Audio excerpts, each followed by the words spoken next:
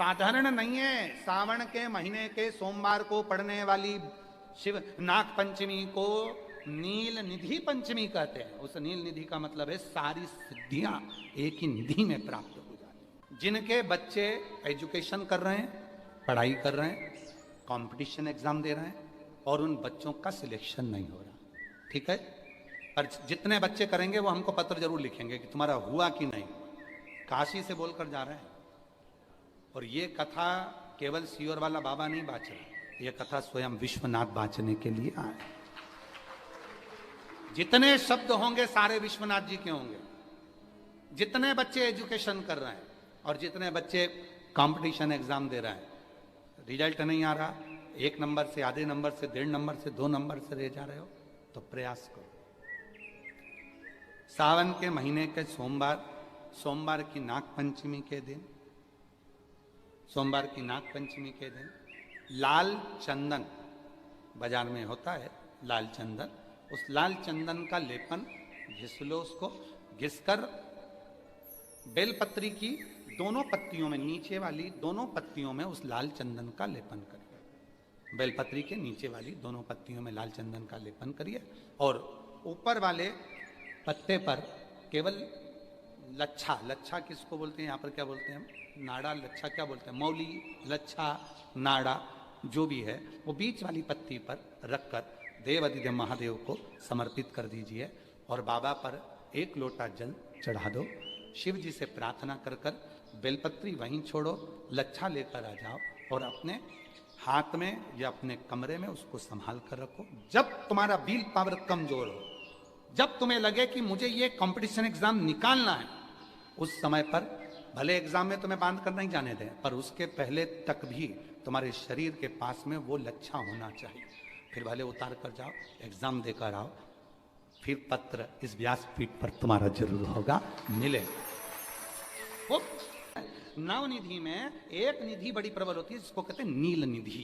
दुनिया के लोग भगवान से कहते हैं, भगवान हमको अष्ट सिद्धि नवनिधि दे दो। हम कहते हैं कि नवनिधि की जगह अगर आपने केवल नील निधि, नील निधि का मतलब होता है विश्वनाथ जी को, शंकर जी को, भोलेनाथ जी को, शंभुनाथ जी को अगर श्रावण के महीने में सोमवार पड़ जाए, श्रावण के महीने का सोमवार पड़े और श्रावण के महीने के सोमवार के दिन, श्रावण के महीने के सोमवार के दिन अगर नाग पंचमी पड़ जाती है और भगवान शंकर को एक कमल आता है श्वेत, एक कमल आता है नीला, गुलाबी सा, हल्का सा नील वर्ण का, एक कमल हल्का सा नीला जैसा गुलाबी सा दिखता है। वो कमल यदि शिव जी को मात्र एक समर्पित कर दिया जाए, सावन के महीने के सोमवार को पड़ने वाली नाग पंचमी के दिन अगर वो नील निधि के नाम से, हे भोले बाबा आपके जीवन की सारी जितनी निधियां हैं वो नील निधि में समाहित है और उस नील निधि के भाव से मैं ये कमल दल आपको दे रहा हूं और बाबा को समर्पित कर कर वो कमल दल भगवान शंकर के मंदिर से लेकर आ जाओ।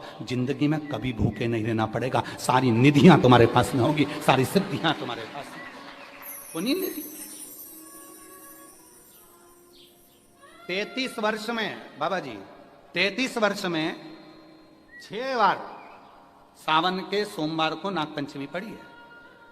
33 वर्ष। एक पड़ी थी 96 में, एक पड़ी थी 99 में, एक पड़ी थी 2012 में, एक पड़ी थी 2019 में, एक पड़ी थी 2023 में और अब इस वर्ष भी 2026 में सावन के सोमवार को 17 तारीख को बाबा की ये शिवरात्रि फिर पड़ रही है, वापिस नाग पंचमी पड़ रही है, वापिस नाग पंचमी पड़ रही है। सावन के सोमवार पर पड़ने वाली नाग पंचमी को निधि पंचमी कहा जाता है, नील निधि पंचमी।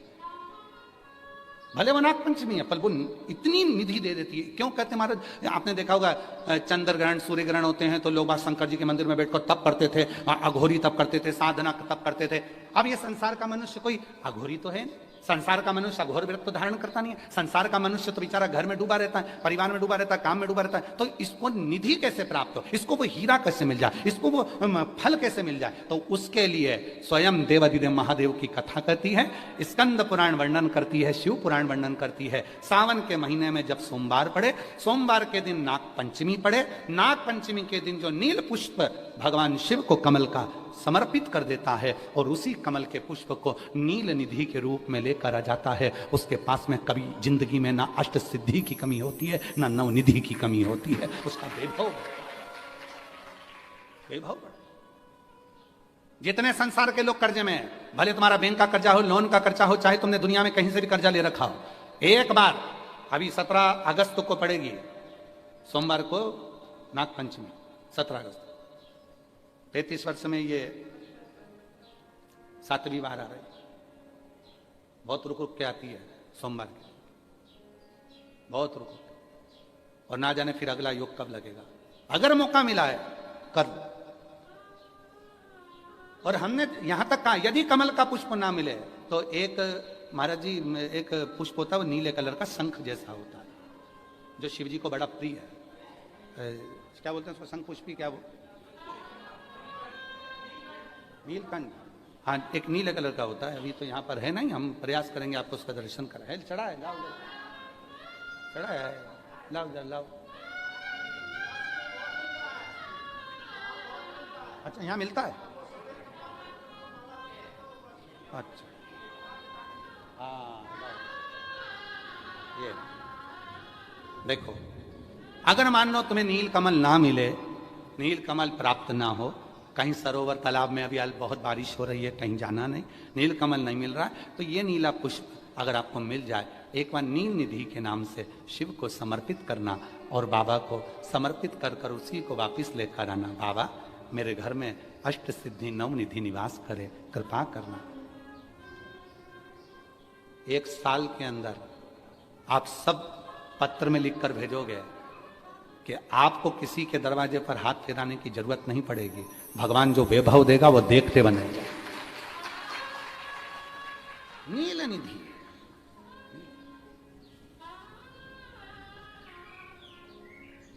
कौन सा दिन है बोलो जरा, सावन के, जम के बोलो जरा, जम के बोलो, सावन के सोमवार पर यदि नाग पंचमी पड़े, फिर हमें ना तो तप करना है, ना साधना करना है, ना कोई उपवास, ना कोई। और एक और चीज बड़ी सुंदर लिखी है महाराज, नील निधि, ध्यान दीजिएगा।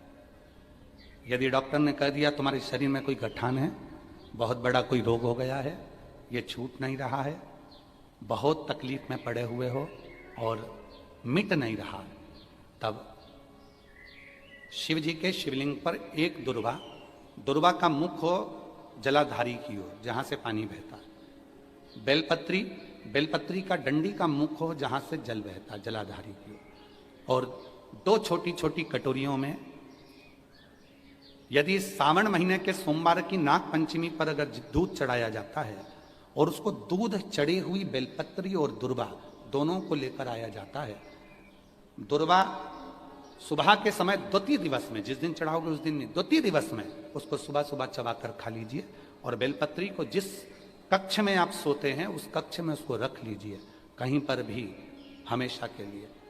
जो शरीर का रोग है वो धीरे धीरे मिटेगा ही, और 4 से 6 महीने के अंदर बड़े से बड़ा रोग सारी रिपोर्टें नील आकर सामने खड़ी हुई। ये कोई साधारण नहीं है, सावन महीने का सोमवार उस दिन पड़ने वाली नाग पंचमी। आप सबको तो साधुता है, अब की बार 17 अगस्त को पड़ रही है, और बाबा की कृपा से आपको ये कथा श्रवण करने को मिल गई नील निधि की। श्रावण के महीने की पंचमी, कौन सी तिथि? पंचमी, चाहे वो शुक्ल पक्ष की हो चाहे वो कृष्ण पक्ष की।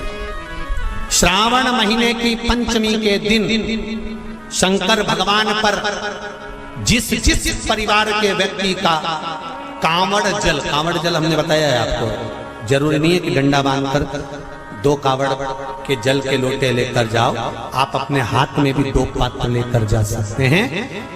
पंचमी तिथि के दिन हाथ में 2 लोटे जल के, 2 कलश जल के जब हम शंकर भगवान को चढ़ाते हैं तो ऊपर जो कमंडल होता है शिव जी के ऊपर जलधारी होती है, जिसमें जया, विषहरा, शामली बारी, दौतली और देव, शंकर भगवान की 5 बेटियां जिसमें विराजमान होती हैं। जब हम जल समर्पित करते हैं, हमारे पीढ़ी में परिवार में अगर कोई अधोगति में मर गया होता है, कुंवारी अवस्था में चले गया होता है, गर्भ में मर गया होता है, गर्भ के बाहर निकल कर भी अगर कुंवारी अवस्था में चले गया होता है, तो श्रावण महीने की दोनों पंचमी पर परिवार का अगर कोई एक व्यक्ति भी जल चढ़ा देता है शंकर भगवान पर, तो सर्प की योनि में नहीं पड़ता, जीव मुक्त हो जाता, प्रेत योनि में सर्प की योनि से मुक्त हो जाता।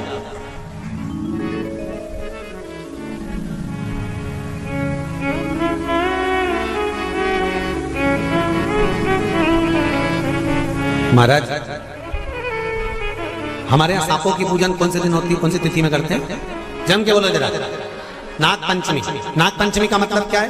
सांपों की पूजन करो। नाग पंचमी का मतलब होता है शंकर जी के मंदिर में जाकर एक लोटा जल समर्पित कर दो। उसका कारण क्या है कि हमारे परिवार में, हमारे कुटुंब में कोई सात कुटुंब में, परिवार में कोई 7 पीढ़ी के अंतर्गत भी अगर कोई जीव तड़प रहा होता है, पड़ा हुआ होता है, उसकी मुक्ति नहीं होती है, तो पंचमी का चढ़ा हुआ जल उस जीव को प्राप्त हो जाता है और वो जीव तर जाता है, उसका फिर जन्म नहीं होता, वो तर,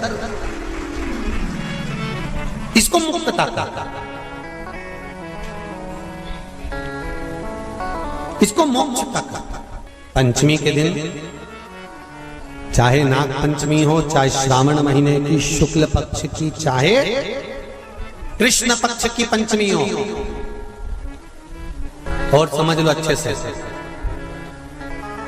श्रावण महीने की पंचमी के दिन देवाधिदेव महादेव पर चढ़ाई गई शमी पत्र,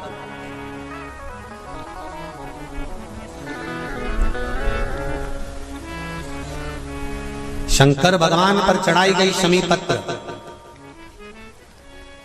आस्तिक मुनि का नाम लेकर, कौन से मुनि?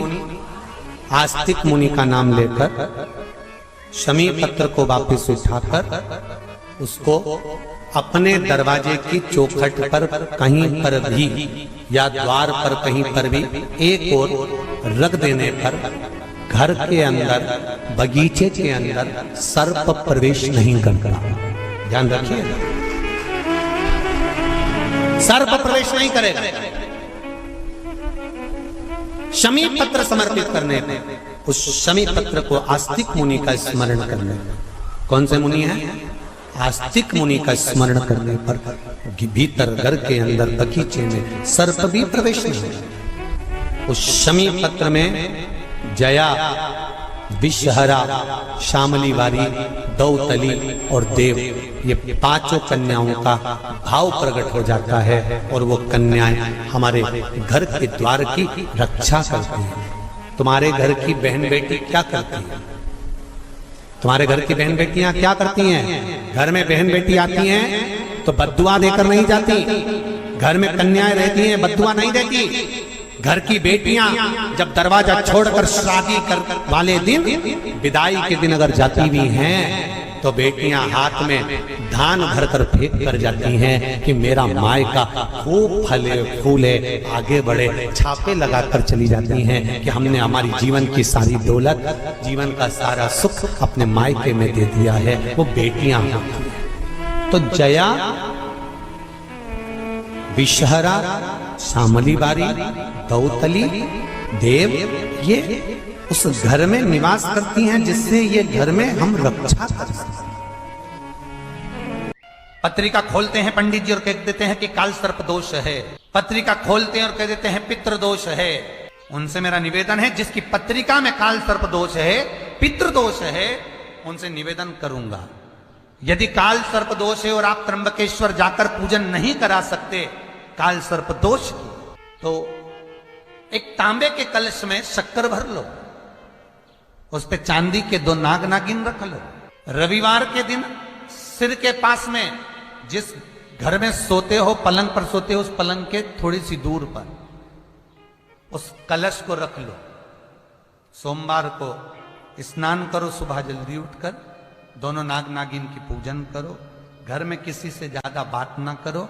स्नान कर कर, पूजन कर कर थोड़ा सा कटोरी में कच्चा दूध लेकर उस नाग नागिन पर चढ़ाकर पूजन कर कर सफेद फूल 2 चढ़ाकर उस कलश को ले जाओ और शंकर जी के शिवलिंग पर ऐसे अर्पण कर दो। कलश वापिस ले आओ, नाग नागिन शक्कर सब चढ़ा दो। वापिस घर पर आओ, घर पर आकर फिर एक बार स्नान करो। महाराज कितना भी भारी काल सर्प दोष क्यों ना हो, पितृदोष कैसा भी हो, उसमें आराम लग जाता है। शायद स्कंद पुराण में लिखा 5 बार काशी काशी काशी काशी काशी काशी कह दो। भले काशी नहीं गए, भले शिव जी को 1 लोटा जल नहीं चढ़ाया, भले शंकर जी के मंदिर नहीं गए, भले बेलपत्री नहीं चढ़ाई, भले तुमने अभिषेक नहीं करा, भले सावन में कावड़ नहीं चढ़ाई, पर 5 बार काशी काशी काशी काशी काशी 5 बार बोलने वाले को स्वयं देव अधिदेव महादेव नंदी लेकर आते हैं और लेकर जाते हैं।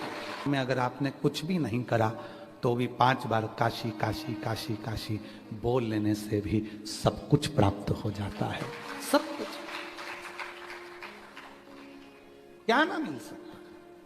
लिंग पुराण में आता है कि जब दंडी का मुख जलाधारी की ओर होता है और उस समय पर व्यक्ति जो सामग्री समर्पित करता है, जल समर्पित करता है, तो जैसे जल बहकर जाता है और राह में जल को जो भी अड़चन आती है वो निकलता चले जाता है। शिव जी के चढ़े हुए जल को जो मार्ग मिलता है, अगर डंडी का मुख जलाधारी की ओर कर कर हम जब जल या दूध चढ़ाते हैं तो हमारी जिंदगी के भी सारे रोग और दुख समाप्त होना प्रारंभ हो जाए। तरीके अलग से बाबा कृपा भगवान शिव का, भगवान शिव, भगवान करुणा सागर भगवान शिव, भगवान ओघड़दानी भगवान शंभु स्वयं शिव का। आप रूप बदल सकते हो, आप प्रकट हो सकते हो, आप आइए।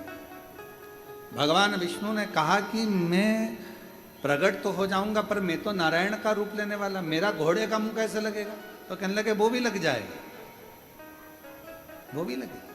प्रत्यंचा चढ़ा रहे थे और जो डोरी धनुष की टूटी, टूटते से ही भगवान नारायण का गला कटा, शीश गया। अब भगवान नारायण ने विचार करा कि गला तो कट गया पर ये घोड़े का मुंह कहां से लगेगा? तो भगवान शंकर ने कहा वो भी चिंता मत करो, आप लक्ष्मी जी पर हंसे थे तो लक्ष्मी जी ने आपको श्राप दिया था कि तुम मुझे देखकर घोड़े जैसे हंसे हो, इसलिए अब नारायण का घोड़े का मुंह लग गया। अब जब घोड़े का मुंह लग गया, घोड़े को हयग्रीव कहते हैं, तो तुम्हारा हयग्रीव अवतार हो गया। अब हयग्रीव नाम पड़ गया, अब जाकर तुम संहार कर सकते हो। हयग्रीवा को मारने के लिए भगवान हयग्रीव रूप धारण कर कर चल दिए। हयग्रीवासुर को मालूम ही नहीं पड़ पाया कि ये लीला रची तो रची किसने। और फिर वही बात आ गई, तेरी सारी लीला मेरा देव अधिदेव महादेव रच दी है, सारी लीला मेरे शंकर भगवान ने रची, पूरी। और फिर निवेदन करूं आप सबसे, मेरे नारायण भगवान में, मेरे शिव में, मेरे ब्रह्मा जी में कोई भेद नहीं। में क्या नहीं खाया जाता? अरे जम के तो बोलो, मीठा। अब कोई तुमसे आकर कह दे साहब डॉक्टर ने गुलाब जामुन खाने का मना करा, ठीक है, जलेबी के इसकी डिजाइन दूसरी है। शुगर की बीमारी में मीठा खाने का मतलब, मीठे से मतलब है शक्कर। शक्कर से अब तुम जो भी निर्मित करो, जो भी सामग्री बनाओ, चाहे तुम गुलाब जामुन बना लो, चाहे लड्डू बना लो, चाहे पेड़ा बना लो, बर्फी बना लो, तुम्हारी मर्जी पड़े वो बना लो, पर उसमें एक चीज तो परमानेंट रहेगी और वो है शक्कर। वो परमानेंट है। चाहे तुम मावे का बना लो, बेसन का बना लो, रवे का बना लो, चाहे तुम आलू का बनाओ, कोई भी बना, मतलब वो मीठा हो गया, वो मीठा। अब कोई कहे भगवान विष्णु अलग है, कोई कहे ब्रह्मा जी अलग है, कोई कहे राम अलग है, कोई कहे कृष्ण अलग है, कोई कहे ये देवता अलग है, किसी का नाम मानिए, सब एक में समाये और वो मेरा देव अधिदेव महादेव। देव है। सब समय राम भी वही है, कृष्ण भी वही है, शिव भी वही है। पूजन कर रहे हो तो शिव की पूजन है और शिव की कर रहे हो तो नारायण की।